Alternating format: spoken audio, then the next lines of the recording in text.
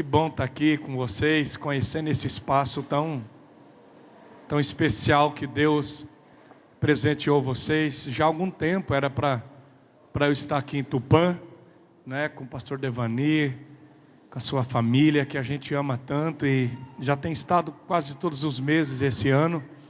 O Devanir, nós temos o privilégio dele ser como um capelão na nossa aliança das igrejas batistas em célula, e é muito especial. Eu me lembro quando nós nos reunimos e pensamos numa pessoa para mentorear pastores, estar junto com os pastores, fazendo esse trabalho realmente de capelania.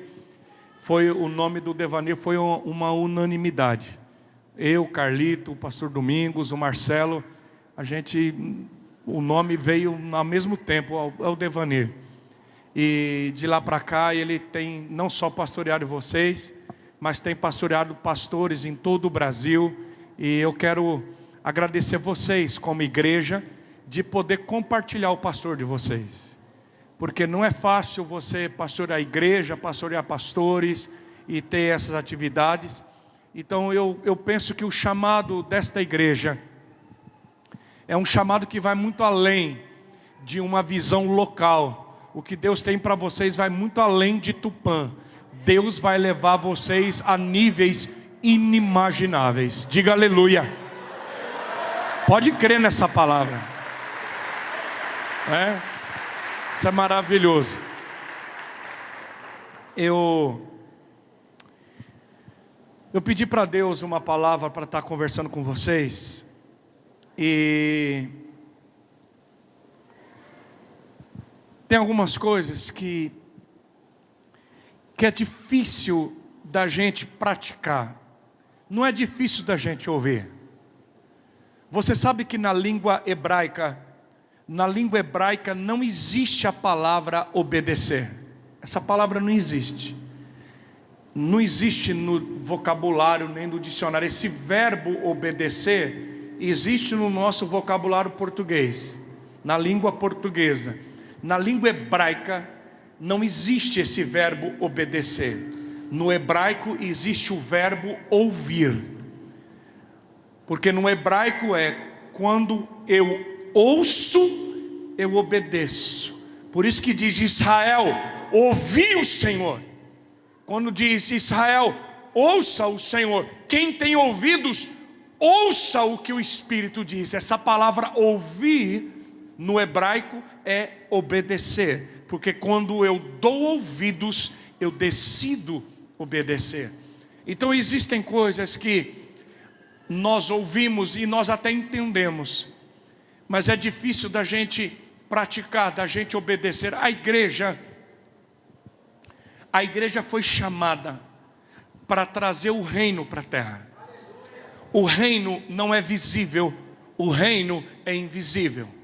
A igreja foi chamada para produzir na terra o sobrenatural. A igreja não foi chamada para fazer o natural. A igreja foi chamada para fazer o sobrenatural. Porque a igreja, ela não é natural. A igreja é sobrenatural. A igreja é o corpo de Cristo. Cristo é o cabeça da igreja. A igreja, ela é o templo do Espírito Santo. Nós estamos falando de coisas espirituais. A igreja é algo sobrenatural. Porque quando eu falo igreja, eu falo de todos os santos em toda a terra. Quando eu falo que Cristo é o cabeça, a igreja é o corpo. Nós não estamos falando de coisas visíveis. A igreja foi chamada para fazer o inimaginável. Você entende isso?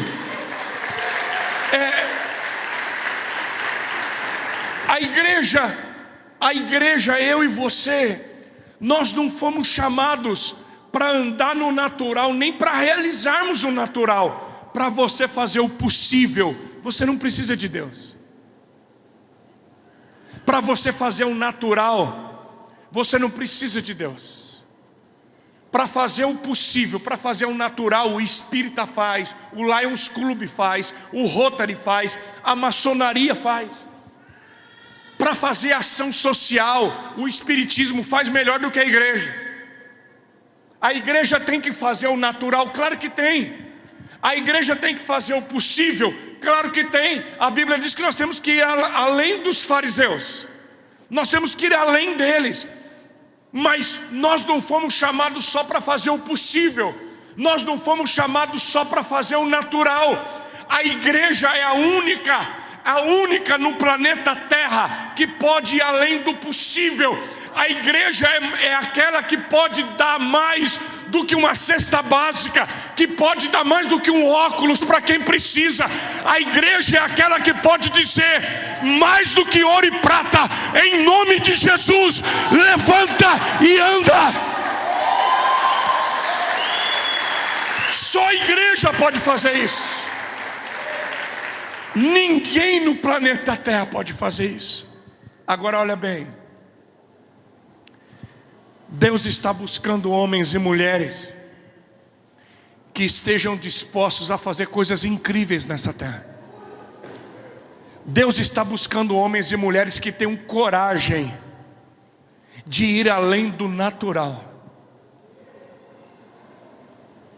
E só o poder do Espírito Santo, só o poder do Espírito Santo pode nos levar além.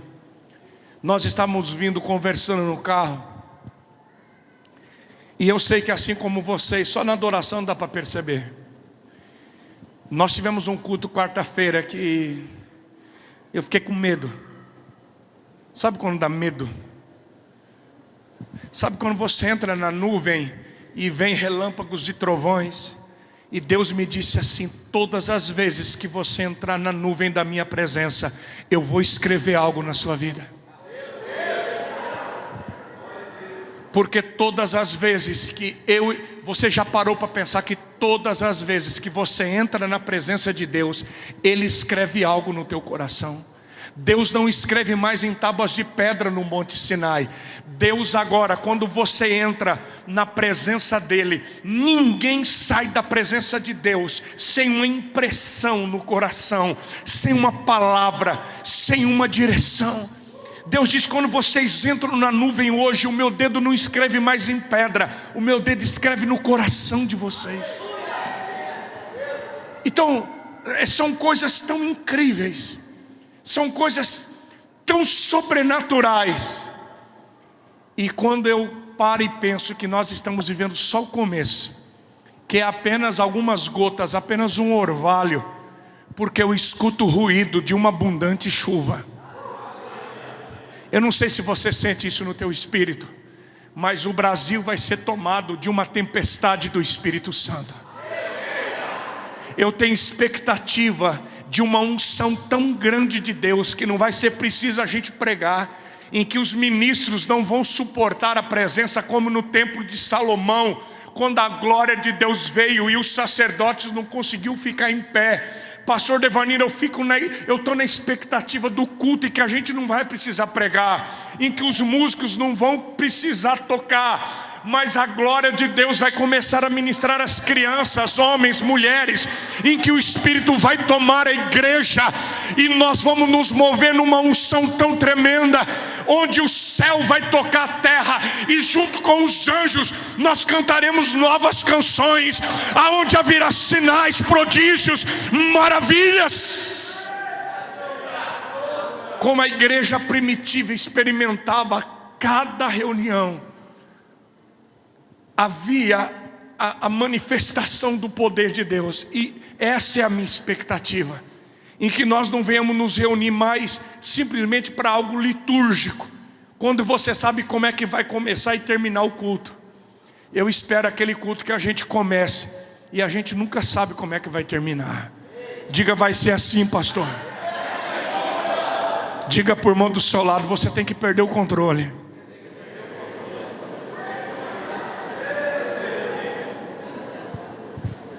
Quando Jesus estava aqui na terra, nos seus 3 anos e meio de ministério, Jesus, ele tinha 3 públicos distintos. E quando você lê a Bíblia e você vê a maneira como Jesus falava com esses 3 públicos distintos. A maneira como Jesus falava era muito diferente. O primeiro público que ouvia Jesus eram os religiosos, os fariseus, os saduceus, os sacerdotes, os escribas. E com esses religiosos, o tom de Jesus era agressivo. Jesus, ele tinha uma ira santa contra a religião da época. Ele em alguns momentos parece que Jesus está descontrolado. Às vezes eu olho para os evangelhos e eu digo, meu Deus, nem parece Jesus, porque Jesus entra no templo e ele mete o pé, ele derruba a mesa, ele pega um chicote. Você imagina Jesus com um chicote e dizendo, vocês são ladrões, vocês transformaram a casa do meu pai num covil de ladrões e salteadores. Os sacerdotes, os religiosos, os líderes estavam milionários, ricos, vendendo ovelhas, vendendo animais para o sacrifício, vendendo adubo. Eles estavam explorando os pobres. A religião tinha se tornado uma religião que tinha dado a mão para o governo romano, e eles estavam extorquindo, tirando dinheiro dos pobres. Havia um domínio. E Jesus está tão revoltado com isso. Jesus diz, vocês dizem que são filhos de Abraão, mas vocês são filhos de Satanás. Você fala, mas não é possível, parece que Jesus está bravo. E estava mesmo. Mas aí, quando Jesus olha para a multidão, ele respira e ele muda.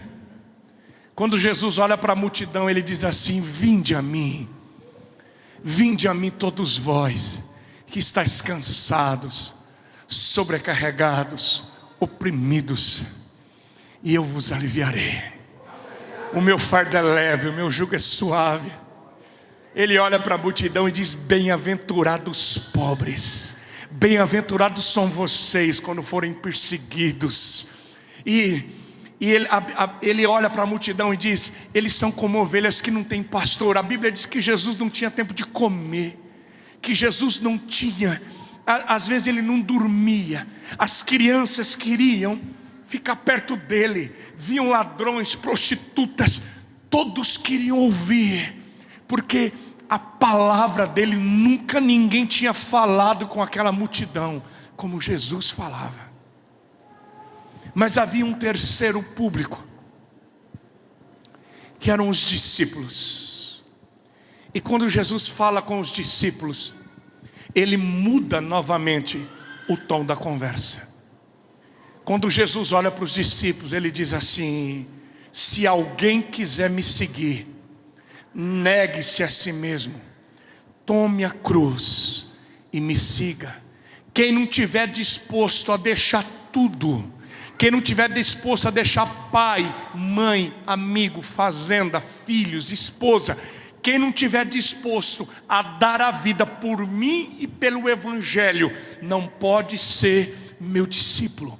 Em Mateus 7, 13 e 14 ele diz, entrem pela porta estreita, porque larga é a porta e amplo é o caminho que leva à perdição, e são muitos que entram por ela. Como é estreita a porta e apertado o caminho que leva à vida, são poucos o que a encontram. Jesus está dizendo, se vocês querem ser meu discípulo, vocês têm que entender, o caminho é estreito, a porta é apertada, a multidão quer campanha da porta aberta, mas se você quer ser meu discípulo, vocês vão sofrer, o caminho é estreito, vocês vão ser perseguidos por minha causa. Então quando ele fala com os discípulos, a entonação, o chamado, ele disse, se vocês não comerem da minha carne e não beberem do meu sangue, vocês não têm parte comigo. Ele olha e diz, vocês também não querem ir embora. Então, eu quero pensar sobre isso com vocês hoje. Eu quero pregar hoje para você E a minha mensagem hoje não é para a multidão. A minha mensagem hoje não é para os religiosos. O que Jesus colocou no meu coração é uma palavra para homens e mulheres que decidiram colocar a mão no arado e não olhar para trás. Quantos creem que tem um chamado de Deus aqui? Diga: eu tenho um chamado. Diga: eu sou discípulo dele. Então olha aqui para mim, a missão tem um preço. Porque eu sei que numa sexta-feira à noite, todo mundo aqui trabalhou e trabalhou muito. Alguns aqui vieram do trabalho direto para cá. Eu vi esse pessoal cantando e tocando. Eu sei que alguns trabalharam o dia inteiro e vieram para cá. Então você está aqui numa sexta-feira à noite, diz muito ao seu respeito. Então a minha palavra hoje são para discípulos e discípulas que decidiram seguir o caminho estreito e passar pela porta apertada. Estreita é a porta e apertado é o caminho. Então, que você entenda alguns princípios para a gente começar. Deus sempre vai construir em cima de uma revelação. Tudo que Deus faz nessa terra, tudo que Deus vai construir através de você, em você, através da igreja e na igreja, Ele sempre vai fazer em cima de uma revelação. A Bíblia diz que Deus não faz nada sem antes revelar aos seus servos, os profetas. Por quê? Porque primeiro Deus gera dentro de nós, e depois Ele gera através de nós. Primeiro é liberada a palavra, depois essa palavra é executada. Essa é a maneira que Deus trabalha. Quando Deus quer trazer salvação à terra, no tempo do dilúvio, Ele quer trazer salvação através de uma arca, apontando para Jesus Cristo, apontando para a cruz. Ele dá uma palavra a Noé, Ele revela para Noé, Ele dá as medidas, os desenhos para Noé. E Noé agora começa a construir o que Deus revelou para ele. Quando Deus quer construir uma nação, quando Deus quer levantar um povo, Ele chega para Abraão e Ele dá uma revelação para Abraão. Ele diz para Abraão o que Ele vai fazer em Abraão e através de Abraão.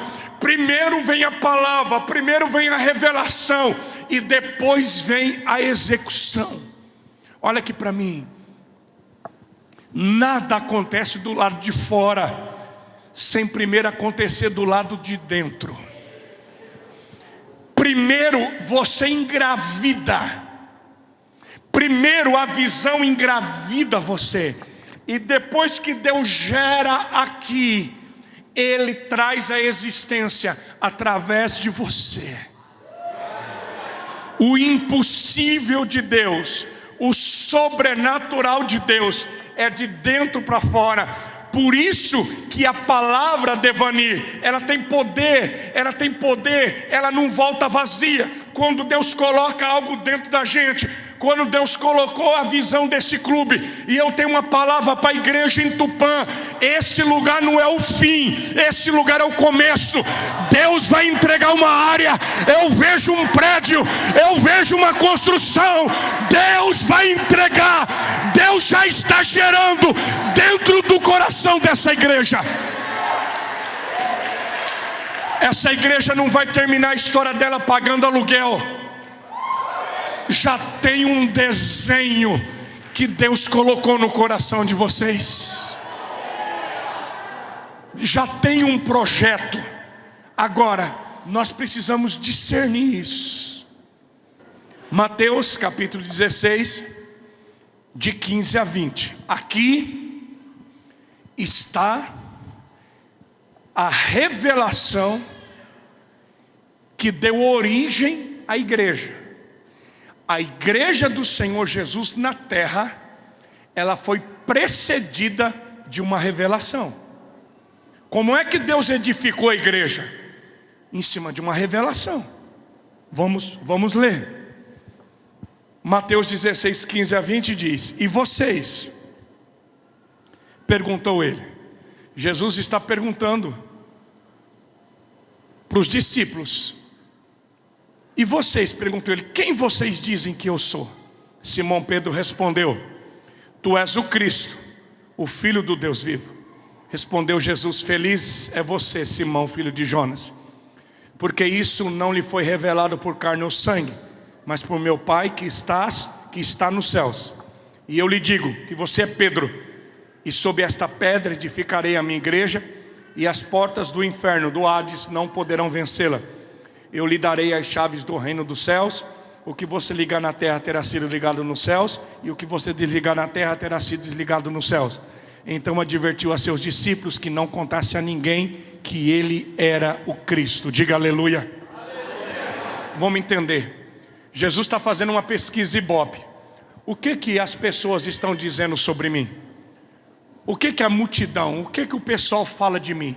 E os discípulos dizem, uns falam que o Senhor é Elias, outros que o Senhor é Jeremias, outros dizem que o Senhor é um dos profetas, outros dizem que o Senhor é o profeta que Moisés disse que viria, outros estão dizendo que o Senhor é João Batista que ressuscitou. Aí Jesus aperta, estica o elástico e diz assim: e vocês? Quem eu sou para vocês? E há um silêncio. Por quê? Porque os discípulos, irmãos, os discípulos, eles estavam andando com Jesus, seguindo Jesus, eles criam em Jesus, mas eles não tinham uma revelação de quem era Jesus. Nenhum dos 12 apóstolos ainda tinham tido uma revelação de quem Jesus realmente era. Eles não tinham, nem a multidão e nem aqueles discípulos. Isso nos chama muita atenção, porque você pode saber tudo de Jesus, você pode ter uma Bíblia de Jesus, você pode fazer um filme sobre Jesus, escrever um livro sobre Jesus, você pode até dizer que conhece Jesus e não ter uma revelação de quem Jesus é. Eu digo para você sem nenhuma sombra de dúvida, existem pessoas que estão dentro da igreja há muitos anos, elas creem em Jesus, elas leem a Bíblia, mas elas nunca tiveram uma revelação de quem realmente Jesus é. Para alguns, Jesus é o profeta. Para outros, Jesus é apenas aquele que cura. Para outros, Jesus é apenas aquele que resolve os problemas. Jesus é aquele que restaurou meu casamento. Não, Jesus é aquele que livrou meu filho da droga. Não, Jesus realmente é o filho de Maria. Meu irmão, tem muita gente que sabe tudo de Jesus e que crê em muitas maneiras e manifestações de Jesus, mas nunca entenderam, nunca tiveram uma revelação pelo Espírito Santo de quem realmente é Jesus. Eu quero que você entenda que a igreja, ela não nasceu em cima do Cristo profeta, do Cristo que curava, do Cristo que libertava. A igreja nasceu de uma revelação. Por quê? Porque Pedro, ele tem uma iluminação, o Espírito Santo vem sobre ele, e ele diz: tu és o Cristo, o Filho do Deus vivo. Não é só o filho de Maria, não é um profeta, não é apenas um mensageiro. Tu és o Filho de Deus, tu és o Cristo, o ungido. E aí Jesus diz: Simão, você não leu isso num livro, Simão. Simão, você não aprendeu isso na igreja. Simão, isso não foi revelado por carne e sangue. Você não aprendeu no seminário, Simão.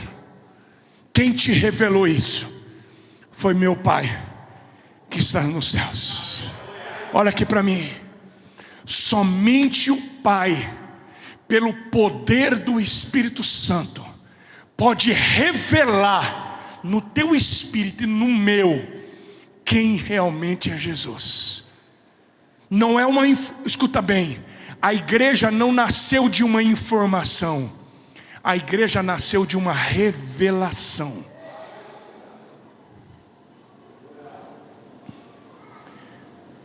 Jesus diz: Pedro, você é feliz.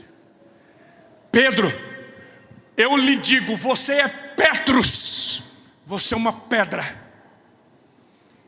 E sobre mim, sobre essa rocha, sobre esta pedra, eu edificarei a minha igreja, e as portas do inferno não prevalecerão contra ela. Pedro, você vai ser uma pedra nessa igreja que está sendo edificada. Você vai ser uma coluna, você vai ser uma pedra.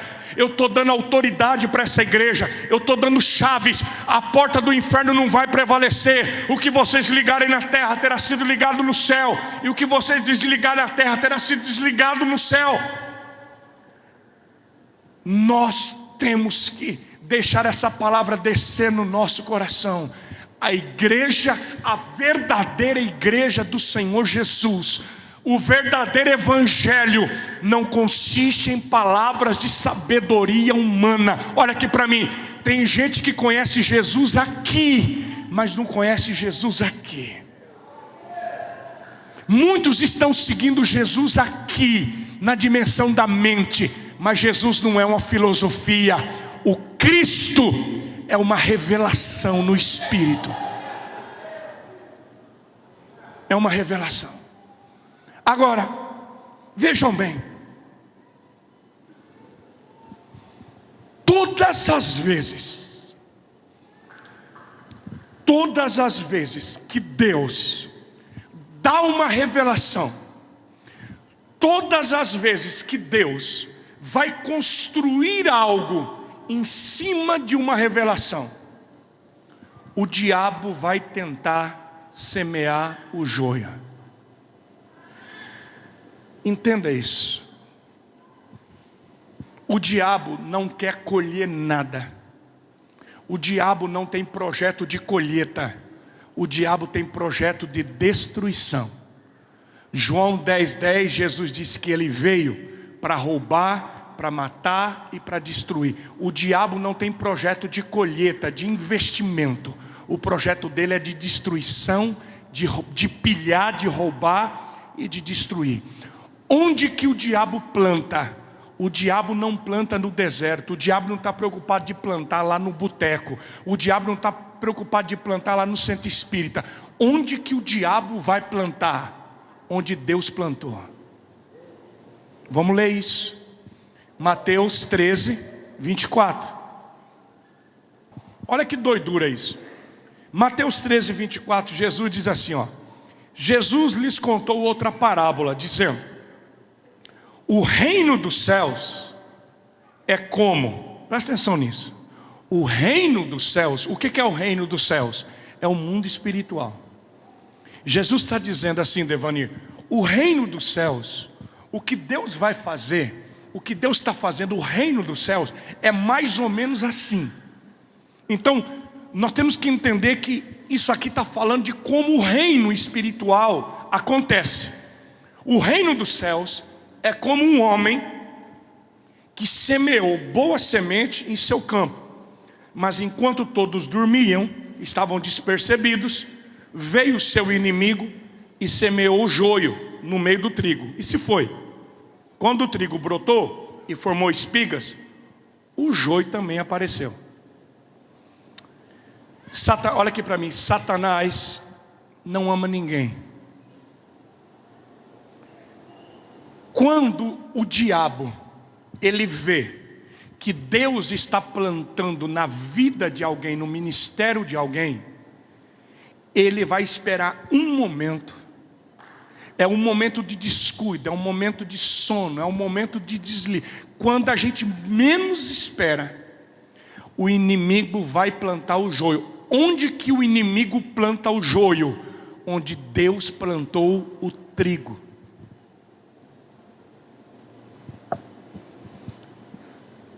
Você já aconteceu com você de você receber algo de Deus, uma palavra, uma revelação, Você está num culto assim poderoso, num encontro, num face a face, numa conferência, e você está recebendo muito de Deus. Você fala: meu Deus, o Senhor falou comigo, não, agora vai ser diferente, eu vou fazer algo. Às vezes você sai na porta da igreja e o diabo já está esperando para lançar o joio no seu coração. Vamos ver o que aconteceu com Pedro aqui. Vamos voltar para Mateus 16. Nós acabamos de falar Mateus 16, quando Jesus fala da revelação da igreja. E aí, vamos continuar lendo o texto. Mateus 16, 21. É interessante que Mateus 16, 21 diz assim: desde aquele momento, que momento? O momento em que ele tinha acabado de falar que a igreja ia ser edificada, que ele tinha acabado de falar que Pedro ia ser uma pedra na edificação dessa igreja.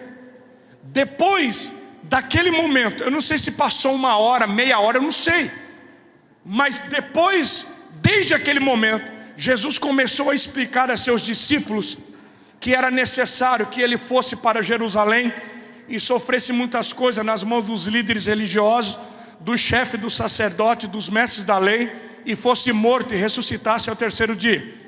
Então Pedro, chamando-o à parte, começou a repreendê-lo, dizendo: nunca, Senhor, isso nunca te acontecerá. Jesus virou-se e disse a Pedro: para trás de mim, Satanás, você é uma pedra de tropeço para mim, e não pensa nas coisas de Deus, mas nas dos homens. Então Jesus disse aos seus discípulos: se alguém quiser acompanhar-me, negue-se a si mesmo, tome a sua cruz e siga-me. Meu irmão, é muito doido, isso aqui dá um nó na teologia da gente, porque Jesus acaba de dizer para Pedro: você é Petros, você é uma pedra, e sobre a rocha que sou eu vou edificar a igreja. Ô Pedro, eu vou dar autoridade, você vai ser uma coluna, você vai ser uma pedra nessa igreja. E aí passa um momento, Jesus diz: o Filho do Homem vai sofrer, eu vou ser entregue na mão dos pecadores, dos líderes religiosos. O Pedrão diz assim: vem aqui, Jesus, para de falar isso, que vai que alguém publica no Facebook esse negócio, vai que tem alguém gravando e solta isso na rede social. Isso não faz bem para o teu ministério, Jesus.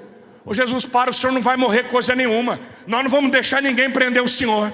Jesus disse: para trás de mim, Satanás, porque você, Pedro, é pedra de tropeço.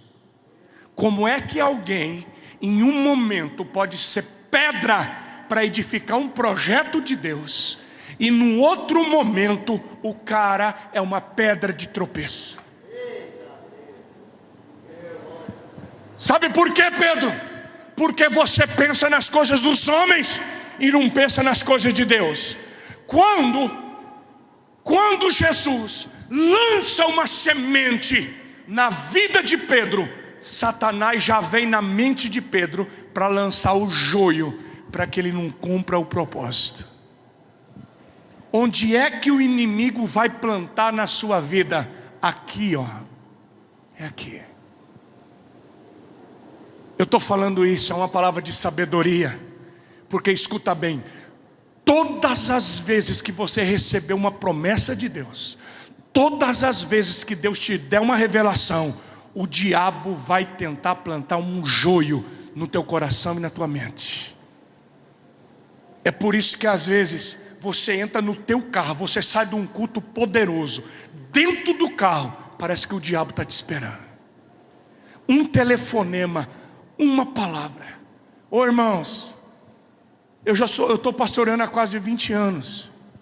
Quantas vezes de Deus falar comigo. Eu me lembro quando nós estávamos num tempo muito pequeno, e Deus colocou no meu coração: eu vou tirar vocês daqui, eu preciso mudar a identidade dessa igreja, eu preciso fazer essa igreja pensar como uma igreja grande. Nós éramos uma igreja, nós começamos com 20 e poucas pessoas, um templo pequeno, cabia umas 150, 180 pessoas no máximo. Nós crescemos, mas a igreja estava acostumada com aquele lugarzinho, com aquela igrejinha, com aquele templinho. A mentalidade era tudo inho. E aí eu me lembro que eu estava orando um dia, e chegou um camarada e disse assim para mim: pastor Jeto, eu sei do teu coração, o senhor essa igreja precisa sair daqui, vocês precisam construir, vocês precisam de um lugar maior. Mas primeiro Deus colocou no meu, o senhor pode escolher qualquer barracão, qualquer lugar, eu vou pagar o aluguel. Nós não tínhamos recurso, irmãos, mas o cara era rico, era um fazendeiro, e Deus usou ele naquele tempo. E eu fiquei entusiasmado orando, eu tive paz, eu recebi aquela semente, e eu procurei, eu fui para o JTC, Junquerópolis Tênis Clube. Eu fui conversar com o presidente, e eu conversei com ele, falou do preço. Eu falei, cabia sei lá, na época umas 500, 600 pessoas no clube. Era muito, ainda não tinha ar-condicionado como tem hoje e tal, mas eram para nós, você imagina, uma igrejinha de 150 pessoas para um lugar de 600 pessoas, era assim, uma coisa absurda. Uma igreja batista alugar o clube de uma cidade, era inimaginável. Então eu cheio de gás, eu recebi aquela palavra. Na época nós éramos baptistas, e eu já convoquei uma assembleia extraordinária, e eu estava pilhado, eu estava no gás, eu era novo. Hoje vocês veem, eu sou devagar, mas naquele tempo, irmãos, eu era doido. Eu era ligado do 220, assim. Eu era muito jovem. Isso há quase 20 anos atrás.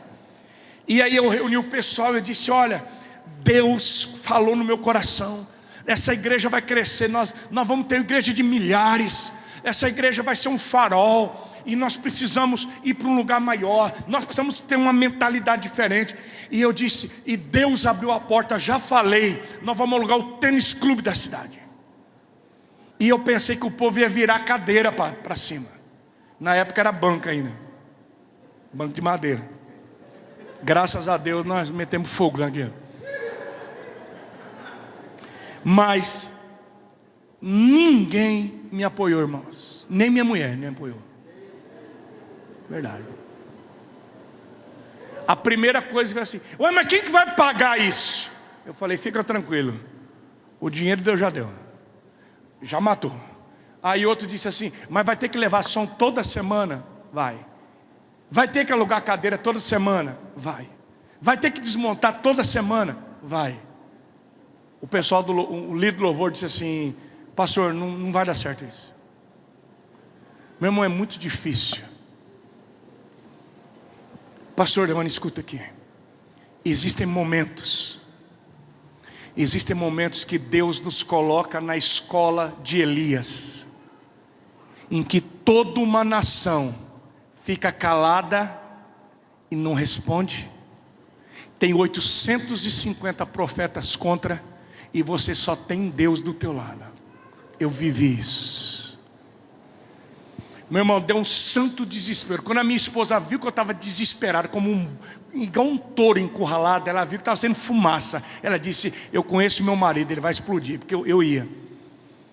Quando ela viu que, ela disse assim, vamos fazer o seguinte, eu tenho uma proposta. Batista era de proposta. Ela disse, eu tenho uma proposta. Vamos fazer 3 meses de experiência. Se não der certo, a gente volta para cá. Eu falei, fechado. Só precisa de 3 meses. Irmãos, a cabeça do povo era assim, como é que vai fazer o baile da terceira idade no sábado e vai fazer o culto da igreja no domingo?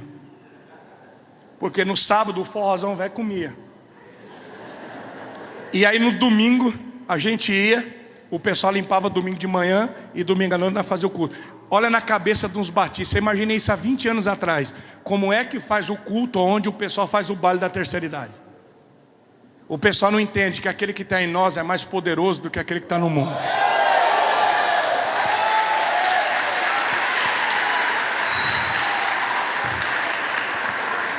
A mão da igreja é mais poderosa do que a lepra, irmãos. Jesus tocava no leproso e a pureza vencia a ferida, a vida vencia a morte, a saúde vencia a doença.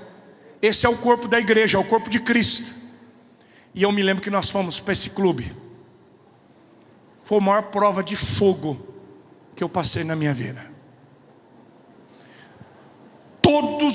Eu nunca senti tanta opressão do inferno. O principado da cidade de idolatria, ele vinha e esmagava a minha casa. Doença, opressão, casamento, minha esposa. Irmãos, Eu pensei que eu ia morrer. E eu me lembro que nós íamos para o clube, começamos, e você imagina, colocar 150 pessoas num lugar que cabe 600, 700 pessoas, desaparece. E eu queria ganhar vidas, eu pregava, e a gente ia, mas a coisa não ia de maneira. Eu tinha um líder da intercessão, não vou falar o nome dele por questão de ética, o João.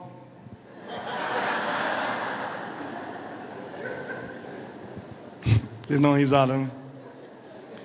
O João morreu. Verdade. Então eu posso falar. Já morreu, então não tem problema. Havia um grupo de intercessão. Esse cara, ele foi o homem que mais me fez chorar nessa terra. Esse cara me perseguiu demais. Eu era muito novo, eu era muito inexperiente. Ele já era um senhor. Então ele tinha uma liderança muito forte. Ele tinha dons do Espírito Santo. Ele era um homem de oração. Ele liderava a intercessão. Então ele tinha uma liderança muito forte na igreja. E ele usou essa liderança de forma muito errada. E ele me massacrou. Ele me oprimiu demais. E eu me lembro que quando estava vencendo os 3 meses, ao invés da igreja crescer, a igreja estava diminuindo. E chegou o inverno, muito frio, chuva. E teve um domingo assim que tinha pouca gente na igreja. O pessoal do louvor desanimado. E eu olhei aquilo, eu me lembro que o João chegou para mim e disse assim: ô pastor, por que o senhor não para com essa palhaçada? Por que o senhor não volta para a igreja? O senhor ainda não entendeu que isso aqui não é de Deus? Será que o senhor vai continuar com essa teimosia sua? Esse lugar não é para nós. O senhor mentiu, Deus não falou com o senhor. É muito difícil isso, irmãos.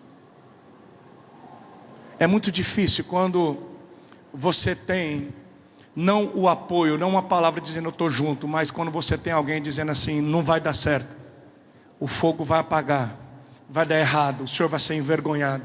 Eu vivi isso. Eu disse: ô João, vamos fazer o seguinte, vamos esperar até domingo que vem. Se domingo que vem Deus não fizer algo aqui, nós voltamos para a igreja. E Deus não falou comigo, e eu não sou profeta aqui. E eu fui embora, irmãos. Mas eu fui arrasado. O meu coração estava tão exprimido. Eu passei a semana orando, jejuando, gemendo e dizendo: Deus, tudo que eu tenho é o Senhor. Tudo que eu tenho é uma promessa tua. O Senhor falou comigo. Eu não ouvi um passarinho cantando. Eu tenho certeza, o Senhor me chamou para essa cidade. O Senhor tem um propósito para essa igreja. O Senhor tem algo para fazer. O Senhor prometeu um crescimento. O Senhor abriu a porta. Deus, eu só tenho o Senhor. E aí quando chegou naquele domingo, irmãos, já amanheceu nublado, chovendo e frio. Eu disse: meu Deus. Aí carregamos as cadeiras numa caminhonete, ajeitamos. E eu ajudava naquele tempo, montamos o som. E a chuva veio caindo. Quando começamos o culto, naquele salão assim, eu acho que é mais ou menos esse tamanho aqui, né, Toninho? Mais ou menos. Meu irmão, começamos o culto. Você sabe quem chegou primeiro? O bendito. Ele, o grupo de intercessão, a hora que ele olhou para mim e falou assim: hoje está ruim, né, pastor? Falei: rapaz, está feia a coisa. Irmão, de verdade, nós começamos o culto, devia ter umas 30, 50 pessoas, chuva e frio. Eu sentei assim na frente, as cadeiras eram brancas. Eu só ficava pensando assim: para onde que eu vou embora? Porque eu não tinha cara para ficar. Eu disse: se volta, eu arrumo a minha mala e vou para outro lugar, porque Deus não me chamou para cá. Eu não vou ter mais autoridade nessa igreja. Deixa eu lhe falar uma coisa: o inimigo pode vir por um caminho, mas ele tem que fugir por 7 caminhos. Deus não é homem para que minta, nem filho do homem para que se arrependa. Tudo que Deus precisa é de um homem e de uma mulher que tenha coragem de trazer a existência, de traduzir em palavras aquilo que Deus colocou dentro. Meu irmão, quando vocês começaram aqui e talvez o pastor Devanir, alguém dizia: essa igreja vai crescer, nós vamos para o centro, nós vamos para um lugar. Meu irmão, isso parece uma loucura, e deixa eu dizer, Deus é perito em fazer loucuras, porque a loucura de Deus é mais sábia do que a sabedoria do homem. A igreja não foi chamada para andar em estatística, a igreja não foi chamada para andar em sabedoria humana, a igreja foi chamada para andar no sobrenatural.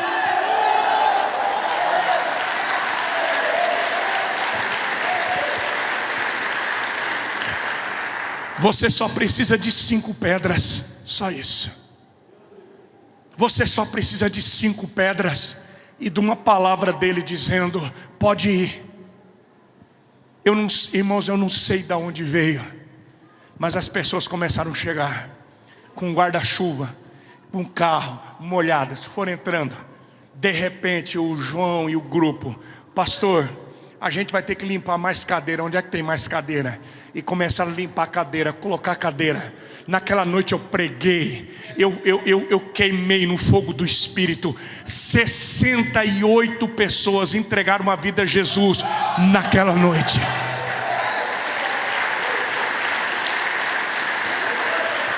Numa noite só. Agora, como é que num dia de frio, de chuva, Deus trouxe mais de 100 pessoas que nunca tinham pisado dentro de uma igreja? O que é isso, pastor?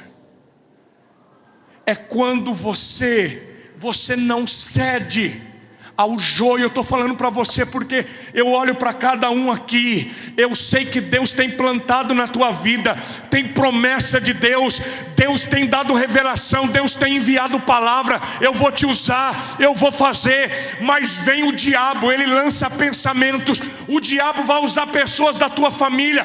O diabo usou a vida de Pedro, dizendo para Jesus: não, você não vai. Jesus disse: para trás de mim, Satanás. Você está pensando nas coisas da terra, Pedro, você tem que pensar nas coisas do céu. Ei, eu tenho uma palavra para você: para de pensar nas coisas da terra, não escute a terra, abra os seus ouvidos e ouça o que o Espírito diz à igreja.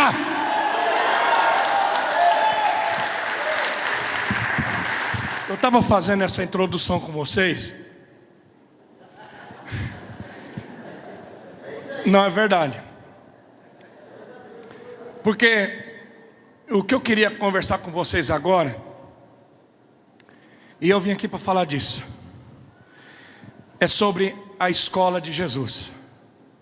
Diga comigo: a escola de Jesus. São 3 coisas simples, porque batista é sempre 3. E depois a gente conclui. Por que Jesus matricula a gente na escola do Espírito, na escola do discipulado? Por que Jesus trabalha na vida da gente como trabalhou na vida dos discípulos? E às vezes a gente não entende que a gente está nessa escola, porque se Jesus não passar a gente pela escola, se Jesus não levar a gente em algumas etapas, nós não vamos conseguir executar a visão, o propósito, aquilo que Ele semeou na tua vida, você não vai conseguir produzir. Jesus sabia que na vida dos discípulos, na sua vida e na minha, o diabo ia lançar o joio. Então Jesus precisa trabalhar em nós de uma tal maneira que nós possamos suplantar, que nós possamos ir além, que nós não venhamos separados, detidos pelas astutas ciladas do inimigo. E eu quero ver isso com vocês num texto muito conhecido, que é Lucas 5, de 1 a 6, que é quando acontece a pesca maravilhosa. Vocês sabem de trás para frente isso aqui. Eu lembrei agora daquela música, eu não sei o nome da cantora, é pentecostal. Ela diz assim: quem mandou largar a rede? Quem mandou você parar? Volte para o mar alto. Não é isso? É isso, né? Certo dia, Jesus estava perto do lago de Genezaré e uma multidão o comprimia. Tinha sempre uma multidão, de todos os lados, e para ouvir a palavra de Deus. Viu à beira do lago 2 barcos. Você sabe que não tinha só 2 barcos lá, havia centenas de barcos, porque ali era a região de pescadores. Esses 2 barcos eram que pertenciam a Simão Pedro, André, Tiago, João. Então os 2 barcos é o que faz parte da história, mas tinha muitos barcos lá. Ele viu à beira do lago 2 barcos deixados ali pelos pescadores, que estavam lavando as suas redes. Diga comigo, lavando as redes. Então entrou num dos barcos o que pertencia a Simão e pediu-lhe que o afastasse um pouco da praia. Então sentou-se e do barco ensinava o povo. Tendo acabado de falar, disse a Simão: vá para onde as águas são mais profundas, mais fundas, e a todos, lancem as redes para a pesca. Simão respondeu: mestre, esforçamo-nos a noite inteira e não pegamos nada, mas porque és tu quem está dizendo isto, vou lançar as redes. Quando o fizeram, pegaram tal quantidade de peixes que as redes começaram a rasgar-se. Diga aleluia. Quando você lê a Bíblia, você vê que tem um tipo de pessoas que atrai o olhar de Deus. Sabe, existem pessoas que estão procurando Deus, mas existem pessoas que Deus procura. A Bíblia diz que Deus está procurando adoradores. Então tem muita gente procurando Deus, mas tem gente que Deus procura. E eu vou te dizer um tipo de gente que Deus procura. Deus procura pessoas indesistíveis. Meu irmão, isso atrai o favor e o olhar de Deus. Você lembra de Gideão? Gideão é fraco. O povo de Israel está morando em buracos, em cavernas. Os amalequitas estão perseguindo, estão destruindo, estão matando. Mas o Gideão, ele está malhando trigo no lagar. O lagar era onde se pisava uva para fazer vinho. Por que o Gideão está malhando trigo no lagar ao invés de malhar trigo na eira? Porque ele está escondido, ele está com medo. Ele está escondendo aquele trigo naquele tanque para ninguém saber. Mas preste atenção, o cara está ameaçado, está perseguido, o cara é fraco, o cara está com medo, mas ele está malhando trigo, ele está trabalhando, ele está lutando, e Deus vai ao encontro dele e diz: poderoso guerreiro, Deus é contigo. Tem gente que atrai Deus, e aqui nesse texto, Jesus vem com uma multidão. É de manhãzinha, o sol acabou de nascer, mas eu penso que aquela multidão já estava a noite toda ao redor dele. E quando ele chega na praia da Galileia, ele vai andando, e ele vai na direção de quem? Ele vai na direção de homens que estão lavando as redes. Meu irmão, lavar a rede depois que você pegou muito peixe é uma delícia, mas você lavar milhares de metros de rede quando você não pegou nada é desesperador. Você sabe o que o cara está lavando a rede aqui? Aí você pergunta: por que eles estavam lavando aquelas redes? Porque quando entardecesse, quando o sol fosse se pôr, eles iam voltar para o mar alto, e eles iam tornar a pescar de novo. Eles estavam consertando e lavando aquelas redes, porque eles não iam desistir da pesca. Sabe, eu tive empresa, eu fui comerciante há alguns anos da minha vida.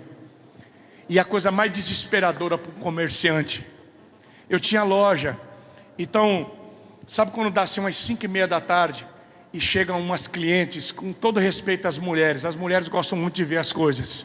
E aí você desce a prateleira inteira e tira do pacote e desembrulha e vê uma, experimenta outra, e olha essa, amiga, essa ficou boa em você, amiga. Aí dá umas 6:30 da tarde, uma olha para outra e diz assim: hoje nós estamos só dando uma olhadinha. Já assistiram esse filme? Estamos só dando uma olhadinha, outro dia a gente volta. E aí você não vendeu nada, E você tem que dobrar tudo aquilo, guardar tudo aquilo.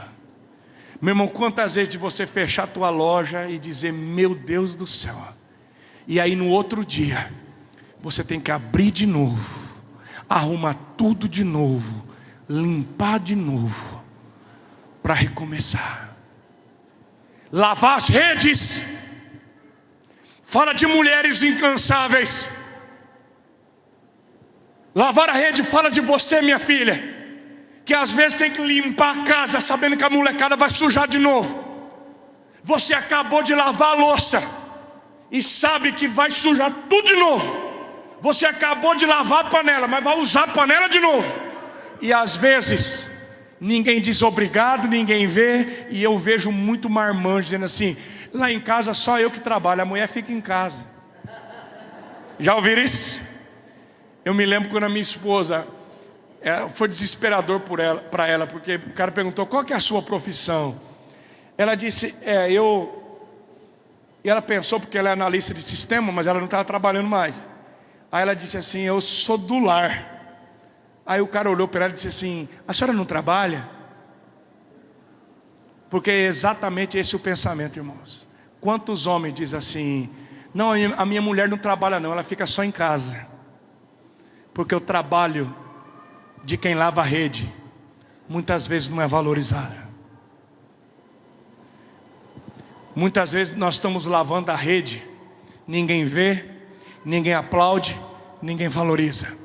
Só quem lava a rede sem pegar nada, só quem está lavando a rede sem pescar nada. Sabe, Devanir, quando você tem que pregar um sermão, ajeitar a igreja, e você olha e as pessoas não vêm, e você diz, domingo que vem vai começar tudo de novo. Lavar a rede quando as coisas estão dando certo é maravilhoso, irmãos.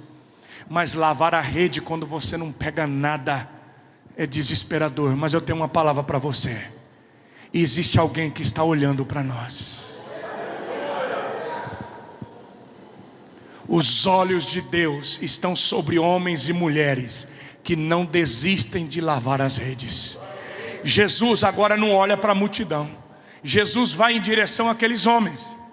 E ele sobe no barco de quem? No barco de quem estava lavando a rede. Ele sobe no barco de Pedro. Eu fico pensando em Tiago, João, André, dizendo assim, Pedro, corre lá, Pedro. Ele subiu no nosso barco. E o Pedro corre lá, sujo, fedendo rede, alga, peixe, aqueles caramujos. O cara trabalhou a noite toda, está suado, lavando, aquele sol da manhã. Jesus olha para Pedro e diz assim, Pedro, coloca o barco na água. Pedro está cansado, mas eu penso que ele chama os companheiros e ele empurra o barco para a água. E ele empurra, Jesus sobe no barco. E sentado do barco, Jesus agora começa a pregar para a multidão. Dá para você imaginar aquela multidão, pessoas sendo curadas, pessoas sendo libertas. Jesus ali, onde Jesus estava, os demônios não resistiam, aleijados se levantavam, leprosos eram curados. Agora, demônio, olha para mim. O Pedro está sentado na beira do barco assim, olhando e dizendo assim, quando será que esse culto vai terminar? Porque eu trabalhei a noite toda, já lavamos as redes, eu queria ir para casa, dar uma descansada, porque a noite vai ser longa de novo. Quando será que vai acabar? Eu penso no Pedro sentado na beira do barco dele, vendo as pessoas, aleluia, glória a Deus, eu fui curado, eu fui liberto, eu fui abençoado. E o Pedro está sentado dizendo, está todo mundo recebendo, mas no meu barco não acontece nada.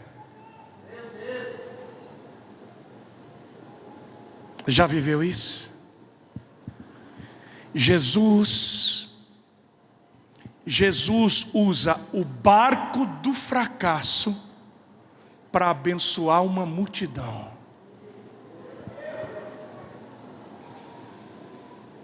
Sabe quando você olha para a sua vida e diz: como que pode? Eu vejo Deus fazendo na vida de todo mundo, mas parece que na minha vida não acontece nada. Às vezes você está vivendo uma crise financeira e chega alguém na tua célula: ô irmão, ora por mim, eu estou precisando de um emprego, eu estou tão apertado. E você diz assim: ah, se ele soubesse como é que meu barco está, meu Deus.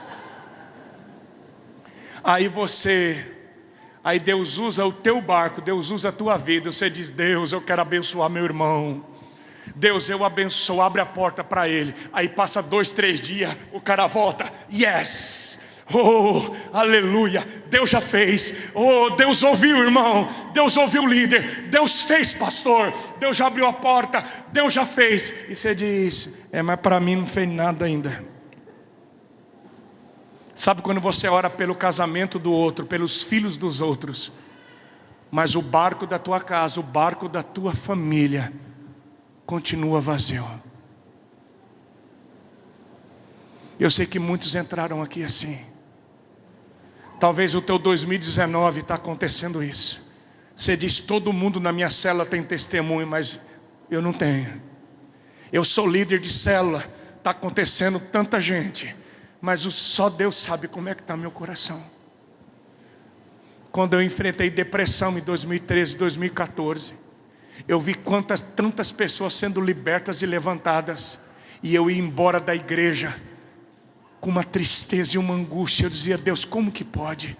O Senhor sabe como é que está meu coração, a minha vida. Oh Deus, por que o Senhor está fazendo tanto milagre na vida através de mim? Por que esse milagre não começa comigo? Eu não entendia.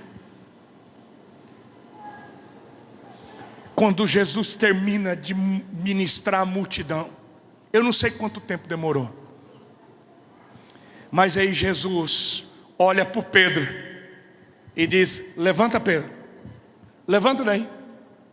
Pedro, chama a moçada, vamos para águas profundas. O Pedro não fala nada. Eu penso que o Pedro chama o André, o João, e diz: simbora, vai, vamos de novo. Águas profundas. Diga comigo: águas profundas. Diga: águas profundas.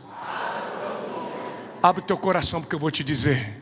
A multidão, Jesus ministra na praia, mas os discípulos, Ele ministra em águas profundas.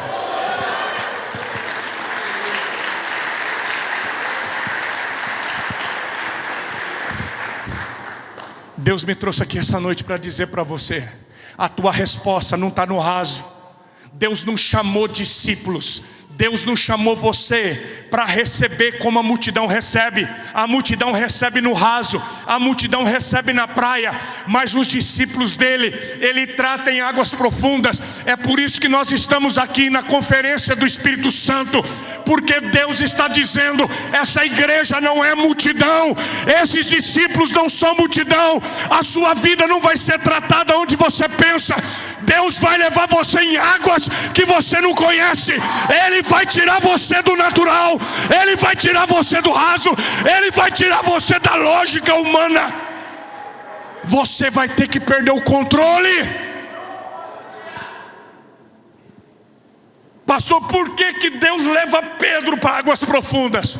Porque no raso o homem controla, mas no profundo quem controla é o dono do oceano. Águas profundas, Pedro. Quando chega em águas profundas, Pedro, lança as redes agora. Aí o Pedro entrega. O Pedro diz: Jesus, até aqui deu. Sim, até aqui eu fiquei. O Senhor mandou colocar o barco na água, eu coloquei. O Senhor mandou vir para águas profundas, eu vim. Mas deixa eu falar só uma coisa para o Senhor assim, porque nós pescamos já a noite toda, Jesus. Nós já lançamos redes a noite toda, nós não pegamos nada. Mas tem uma coisa, Jesus: sobre a tua palavra nós vamos lançar a rede de novo. Jesus, eu não vou lançar a rede nesse mar, porque esse mar eu conheço. eu vou lançar a rede, é em cima, é confiado na tua palavra. Meu irmão, Deus quer nos levar num lugar, Deus quer nos levar num limite, aonde tudo o que você tem é a palavra dele. Deus, Ele quer nos levar, Ele quer matricular a gente numa escola. Por que Deus levou o povo de Israel? Presta atenção. Durante 40 anos, tudo o que Israel teve no deserto foi Deus. A Bíblia diz que Deus conduziu Israel como um pai conduz o filho pela mão. Deus dava água, Deus dava pão, Deus dava carne, a roupa crescia no corpo e o sapato no pé. Meu irmão, não estou falando de 40 dias, eu estou falando de 40 anos. 3 milhões de pessoas só tinham uma coisa para sobreviver: Deus. Agora eu pergunto para vocês, durante 40 anos, faltou água para esse povo? Não. Faltou comida para esse povo? Não. Faltou veste para esse povo? Não. Eles perderam alguma batalha? Não. Agora olha aqui para mim, quando eles entraram na terra prometida, eles passaram fome? Passaram. Eles perderam batalha? Perderam. Eles passaram sede? Passaram. Eles passaram tanta fome que mães chegaram a matar o próprio filho. A mãe chegou a comer a carne do próprio filho. No deserto não faltou nada para esse povo. Na terra prometida eles foram derrotados. O povo de Israel se afastou de Deus. É só você ler a história. Agora, como que pode? Em 40 anos no deserto não faltou nada, e na terra prometida eles passaram fome, passaram sede e foram derrotados. Porque você pode estar no meio. Olha aqui, não importa onde você está, não importa se é no deserto ou na terra prometida, não importa se é no alto mar ou no meio de uma tempestade, se você tem a palavra dele, você tem tudo. Nós vivemos da palavra que sai da boca dele. A palavra dele não cai por terra. E, meu irmão, a igreja vive de uma promessa. A igreja vive da palavra. Nós andamos sobre a palavra, nós caminhamos sobre a palavra. Pedro diz: olha, é sobre a tua palavra que eu vou lançar a rede. Abra teu coração para isso. Se Deus falou com você, se você tem uma palavra de Deus na tua vida, você tem tudo o que você precisa. Você pode caminhar sobre a palavra, lançar a rede sobre a palavra. Você pode pula sobre a palavra, porque a palavra não vai cair por terra. Vai passar o céu e a terra, mas a palavra dele não vai passar. Não vai. E nós sabemos o que acontece.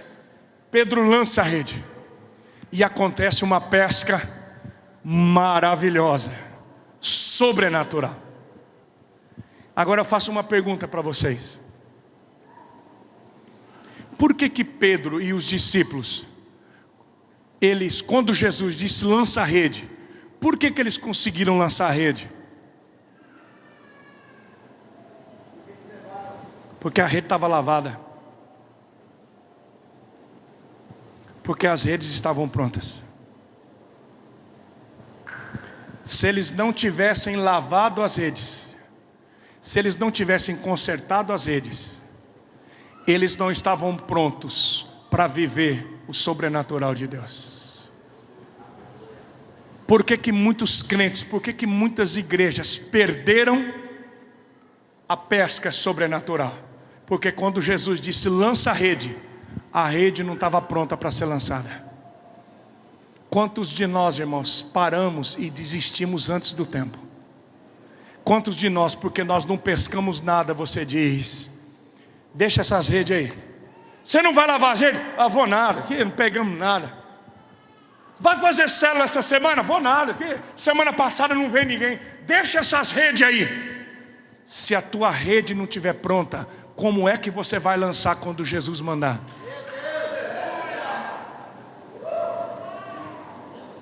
Deixa eu fazer uma pergunta. Se Jesus levar você para o mar alto hoje, as tuas redes estão prontas para a pesca? A tua rede está preparada? Está arrumada a tua rede? Está lavadinha a rede? Se Jesus disser, joga agora, tua rede está pronta. O grande problema das igrejas, o grande problema dos crentes, é que a gente profetiza uma grande chuva, mas a gente esquece de comprar o guarda-chuva. Quando Deus mandou Noé construir a arca, não tinha nem orvalho nem chuva. Mas antes da chuva vir, a arca estava construída. A rede estava pronta. A sua rede está pronta? O Dudu está aqui comigo, eu me lembro do Dudu. Fica de pé, Dudu. O Dudu está comigo há muitos anos. O Tony, fica de pé também o Tony. Eles usam, lá usa tudo uniforme assim, os caras. Pode sentar. Os dois viveram o mesmo. Eu sei que aqui em Tupã é diferente, mas os dois viveram o mesmo dilema. O Dudu é mais antigo. O Dudu está comigo há muitos anos. É esposo da Nath, a minha secretária. Mas o Toninho é novo na fé. Os dois são líderes de célula. O Dudu já é supervisor. O Dudu, eu me lembro quando ele começou a célula dele, teve uma época que ele pensou assim, eu acho que eu vou parar. Porque a célula dele era só ele e a mulher dele. Sabe quando você ajeita as cadeiras, não vem ninguém? Ele falava comigo assim, ô bispão, pô, pastorzão, ó, cara, pegamos nada, não foi ninguém na cela. Talvez já aconteceu isso com você. Quando você prepara um bom sermão na Nevanir e no domingo à noite às vezes o povo não vem. Agora, hoje ele já multiplicou 1, 2, 3. Hoje já é um supervisor. A célula dele chegou a ter quantos? 30, 40 pessoas, né? 60 pessoas. Chegou a ter 60 pessoas a célula dele. Pode aplaudir o Senhor mesmo.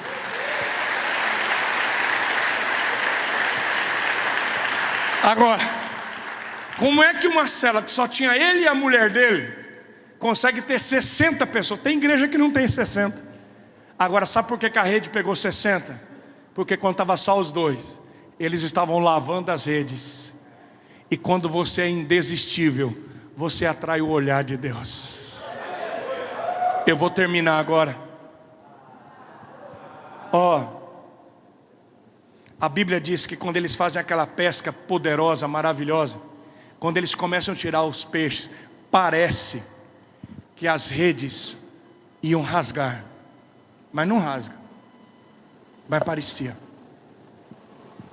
O que isso quer nos ensinar para nós terminarmos hoje? O Espírito Santo de Deus falou muito claro no meu coração. Ele disse assim, Jetro, muitas coisas que você me pediu e muitas pescarias que você queria fazer, eu não coloquei os peixes na rede. Eu não permiti naquele tempo, porque as redes não suportavam a pesca. Deus poderia ter trazido vocês para esse lugar no primeiro ano.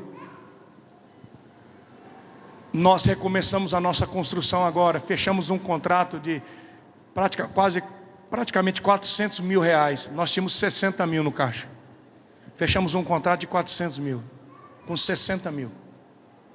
E Deus disse, pode ir, pode assinar. Eu reuni a minha liderança, ele disse, pode ir.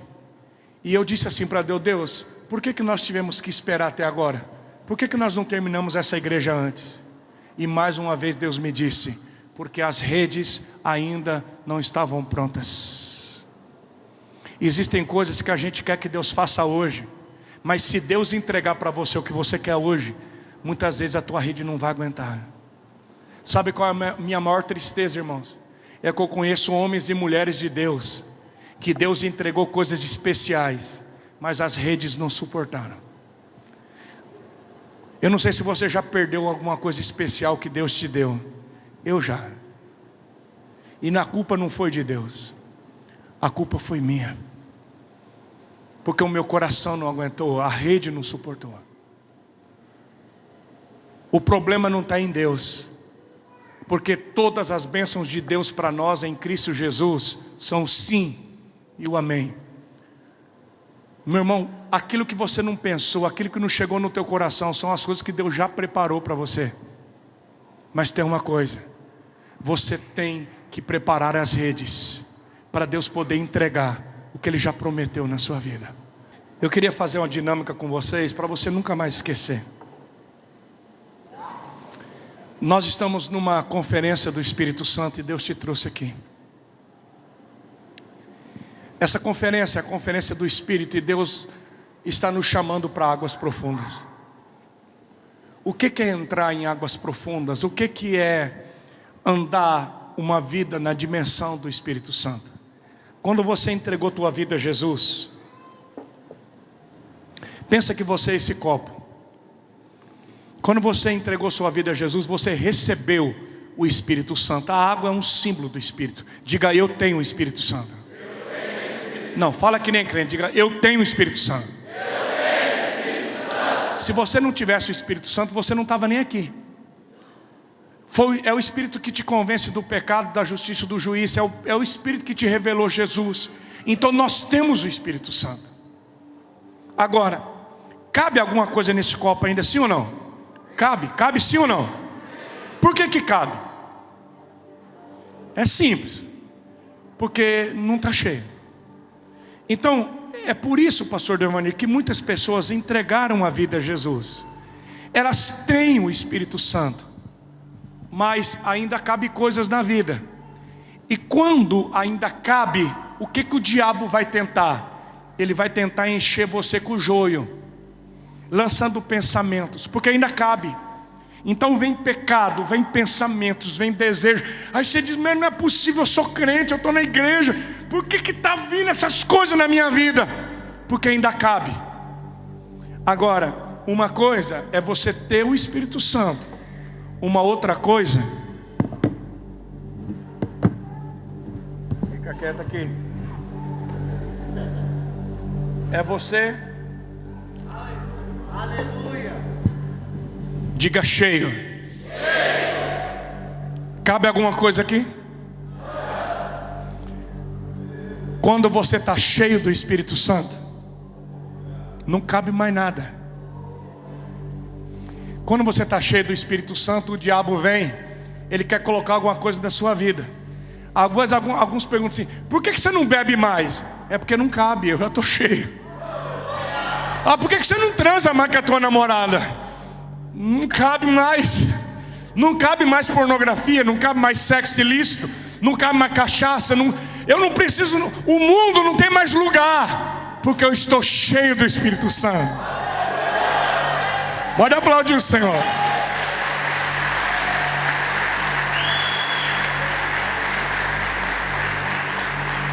Diga para o irmão do seu lado: você está cheio. Não, profetiza, diz: você está cheio dele. Meu irmão, sabe quando você está chapado do Espírito Santo? Quando a gente sai do face a face do encontro com Deus, você quer pegar o capeta pelo rabo. Você fala: sai daqui, Satanás, não é? Você está cheio, você só fala de Deus, você transborda que você está cheio. Diga: eu tenho o Espírito Santo. Agora, os discípulos de Jesus, aqueles que Deus tem propósito, tem que ir além disso. Diga: águas profundas. Porque uma coisa é você ter o Espírito, uma outra coisa é você estar cheio do Espírito Santo. Mas existe um terceiro passo.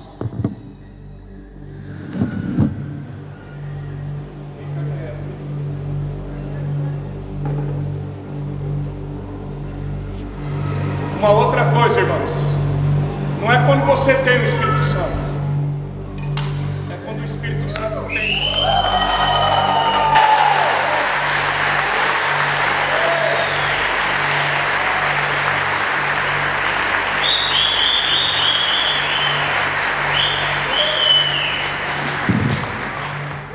Não é mais você beber a água, é quando a água bebe você. Não é quando você bebe do rio, é quando o rio bebe você. É quando Jesus diz: Pedro, eu não vou tratar você na praia, Pedro, eu vou tratar você em águas. em águas profundas. Você vai perder o controle, Pedro, porque quando você está no raso, você está em cima da tua estrutura. Mas quando você está em águas profundas, você não tem mais estrutura. O rio leva você. Eu vim aqui, pastor Devanir, porque o chamado dessa igreja em Tupã é esse. Deus quer tomar vocês.